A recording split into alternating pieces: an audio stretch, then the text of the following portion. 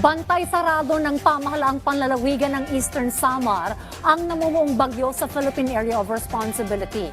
Naka-standby na rin ang emergency response teams para rumisponde sa maapektuhang mga residente.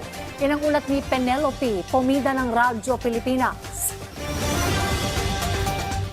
Nakalerto ng provincial government ng Eastern Samar dahil sa posibleng epekto ng low pressure area sa lalawigan. Batay kasi sa pinakahuling update ng Pag-asa, malaki ang tsansa na maging tropical depression ng LPA na nasa loob ng Philippine Area of Responsibility. Kabilang sa mga tinututukan ng Provincial Disaster Risk Reduction and Management Office, ang mga lugar na makakaranas ng malakas na buhos ng ulan gaya ng Balanghiga, Llorente at Borongan City.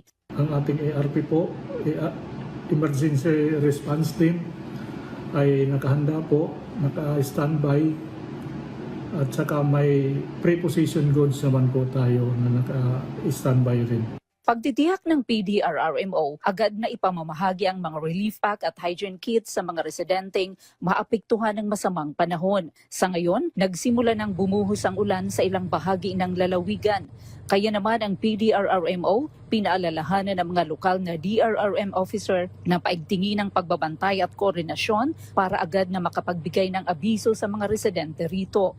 Umiapila rin ang PDRRMO Eastern Samar at Regional Disaster Risk Reduction and Management Council Eastern Visayas sa publiko na maging alerto mula rito sa Eastern Samar. Para sa Integrated State Media, Penelope Pomida ng Radyo Pilipinas, Radyo Publiko.